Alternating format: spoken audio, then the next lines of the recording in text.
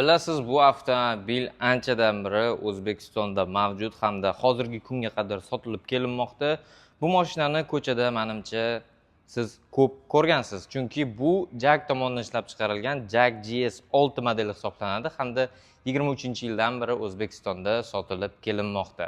Xo'p, ushbu avtomobil nima uchun O'zbekistonda sotilishi yaxshi darajada hamda odamlar buni sotib olganda mazza qilib minishadi. Buni hammasini video davomida aytib o'taman.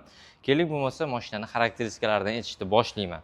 Avtomobilda 1.5 litrlik turbo dvigatel joylashtirilgan hamda unda 184 ot kuchi mavjud bo'ladi.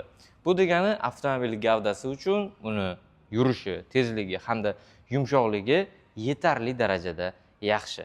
Hamda avtomobilda tashqi ko'rinishi boshqa Jag'ning modellariga qaraganda anchagina zamonaviy ko'rinishga ega. Gavdasi bo'lsa, o'zimizning Captiva'dan sal kichikroq bo'ladi. Ya'ni bu Trekkerdan anchagina kattaroq model. Xo'p, bu mashinada lekin funksiyalari anchagina ko'p bo'ladi. Ya'ni qanaqa funksiyalari bor desiz, 360 graduslik kamerasi bor, slepoy zonalari bor, o'sha nima deydi, yomg'ir datchiklari bor. Xullas, avtomobil to'liq zamonaviy, aqlli bo'ladi hamda eshiklarida 5 ключевой dostuplarigacha hamma narsalari mavjud. Avtomobil tashqi ko'rinishini ko'rishda davom etsak, biz avtomobil diskalarini ko'ramiz. Ko'rib turibsizlarki, mashinada 18 radiusli mana shunaqangi chiroyli diska balonlar joylashtirilgan hamda bularni tabga qarab mijozni o'zi sotib olgandan keyin o'zgartirishi mumkin, lekin mana shu diska balonlarda avtomobilni rasxodi, benzin rasxodi eng minimalniy holatda bo'ladi. Kattarog'ini qo'ysangiz, ozgina rasxodi ko'tarilishi mumkin. Mashinada ko'rib turganingizdek, to'liq oldi ham, orqasi ham mana shunaqangi ko'rinishdagi farlar bo'ladi, ya'ni zamonaviy hamda albatta bagajnigi elektronniy ochilib, elektronniy yopiladi. Xo'p, avtomobilni ko'rib turibsiz, bagaj juda ham katta hamda mashinada o'zini nakatka baloni ham bo'ladi. Buni bagajini yanada kattaroq qilaman desangiz, bundan ham oldingi videolarda balkim ko'rgan bo'lishingiz mumkin. Mana shu qismini pastga tushirib qo'ysangiz bo'ladi. Ya'ni 10 sm ga yana bagaj chuqurlashadi hamda qo'shimcha prostranstvo ochiladi. Xo'p, bu bagajning yana qo'shimcha funksiyalari bor, ya'ni kalitni qo'lingizda ushlab turib, oyog'ingiz bilan bunday olib o'tsangiz, avtomobil bagaji avtomatik ochilib, avtomatik yopiladi. Xo'p, tashqi ko'rinishlarini menimcha ko'rib o'tdik. Mana tepa qismida mana bunaqa o'zini antennalari bor, akkuratniy qilib qo'yilgan hamda orqa qismida mana shunaqa mashinaga vid berib turadigan kichkina spoilerga o'xshash bo'lgan o'zini joyi ham mavjud. Kelinglar endi avtomobilning ichki qismiga o'tib, mashinadagi bor komfortlarni ko'rib chiqamiz. Xo'p, mashinani ichiga ham o'tirib oldik.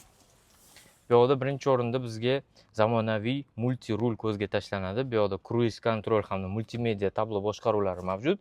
Bu yerda беспроводной zaryadka, markaziy konsol, bu yerda klimat kontrolini boshqarsangiz bo'ladi. Joystick ko'rinishidagi selektor hamda ikkita podstakanligi bor.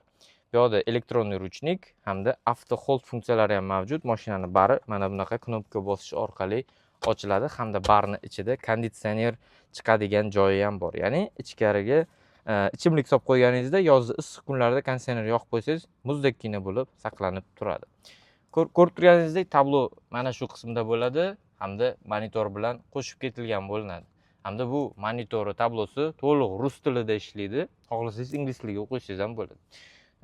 Hamma funksiyalar bor. CarPlay, Android Auto, xullas sizga kerak bo'ladigan barcha funksiyalari bor. Sideniyalarda обогрев, obduv mavjud oldingi sideniyalarda hamda ikkita oldingi sideniya elektronniy bo'ladi. Ko'rib turganingizdek, zamonaviy dizaynda ishlangan sideniyalar mavjud. Hamda tom qismida panoramali lyuki ham bor. Pardalari ham elektronniy ochilib, yopiladi. Mana bu eshik qismiga qaraydigan bo'lsak, oynalari polniy elektronniy bo'ladi hamda markaziy qulf hamda oynalarni bloklash funksiyasi ham bor. Hamda albatta bokovoylari elektronniy bo'lib, mana buni to'liq pastga tortganda bokovoylari yig'ishtiriladi. Ya'ni bokovoylarni yig'ishtirib olib qo'yish funksiyalari ham mavjud. Eng qizig'i bo'lsa, mashinada mana bunaqangi lipstoklari bor rulning orqasida. Mexanikaga o'tkazib olib, mazza qilib mashinani zavqini olsangiz bo'ladi. Xo'p, ushbu avtomobil bizda hozirda sotuvda mavjud hamda Xorazm filialida, ya'ni Urganch shahrida mana shu avtomobilni siz kelib, ko'rib, xarid qilishingiz mumkin. Avtomobil narxi 300 million so'mni tashkil etadi hamda nima deymiz, agarda batafsilroq ma'lumotlar kerak bo'ladigan bo'lsa, bizning raqamlarimizga murojaat qiling. Video yoqqan bo'lsa, like hamda podpiska tugmalarini bosishni unutmang. Keyingi videolarda ko'rishguncha.